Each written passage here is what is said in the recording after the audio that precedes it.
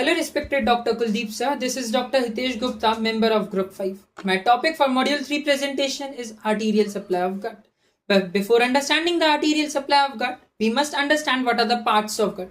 There are three major parts of gut: foregut, midgut, hindgut. Coming to the arterial supply of the gut is majorly coming from the three unbranched branches of the abdominal aorta, namely celiac trunk, superior mesenteric artery, and inferior mesenteric artery. Superior mesenteric artery, it is a blood supply of foregut and it is a major supply of the stomach. Coming to the branches of the celiac trunk, there are three major branches of the celiac trunk. Number one, left gastric artery, which is further giving a branch called esophageal branch of left gastric artery or esophageal artery, which is supplying the lower end of the esophagus. Coming to the second artery of the celiac trunk, it is common hepatic artery, which is further giving a two branches, hepatic artery proper or gastroduodenal artery. Gastroduodenal artery, it is further dividing into two parts: superior pancreaticoduodenal artery and right gastroepiploic artery. Right gastric epiploic artery is anastomosing with the left gastroepiploic artery, which is a branch of splenic artery and which is the third branch of the celiac trunk. Coming to the superior mesenteric artery, for right now we must learn the name superior mesenteric artery because it would be coming back again when we will be discussing superior mesenteric artery. Because it would be anastomosing with one of the branch of the superior mesenteric artery. Now coming to the second part of the common hepatic artery proper. Hepatic artery proper, it is giving another branch called right gastric artery. Further on, the hepatic artery proper goes and divide into two parts: right hepatic artery and left hepatic artery, both togetherly contributing to the liver. Now the right hepatic artery, it is giving the another branch called cystic artery, which is giving the blood supply to gallbladder.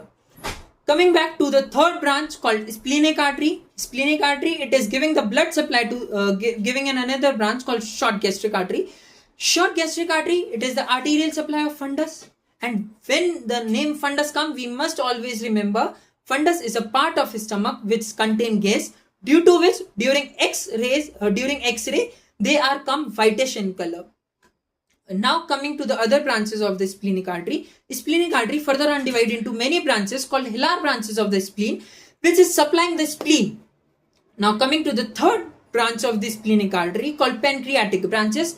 Pancreatic branches are three: dorsal pancreatic artery, arteria pancreatica magna, and the arteria pancreatica chordae. Coming to superior mesenteric artery. Superior mesenteric artery, it is the arterial supply of midgut. It is giving the blood supply. It is originating from the lower border of L1. It is giving the supply from the duodenal papilla to the right 2/3 of the transverse colon. The parts which is supplied by superior mesenteric artery are duodenum, jejunum, ileum, cecum, appendix, ascending colon, and the right 2/3 of the transverse colon. The branches of the superior mesenteric artery are arteria pancreaticoduodenal artery, inferior pancreaticoduodenal artery, which is anastomosing with the superior pancreaticoduodenal artery.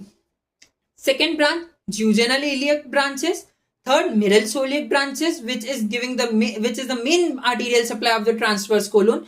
Fourth, right colic artery, which is supplying the ascending colon. Fifth, ileocolic artery, which is further giving the two branches called cecal branch and appendicular branch.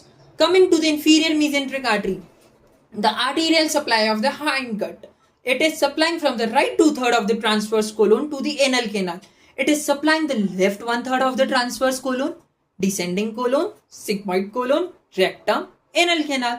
It is majorly giving three branches called left colic artery, which is supplying the descending colon, second sigmoidal artery, which is giving blood supply to sigmoidal colon. Third, superior rectal artery, which is the continuation of the inferior mesenteric artery. This is all for the arterial supply of gut. Thank you.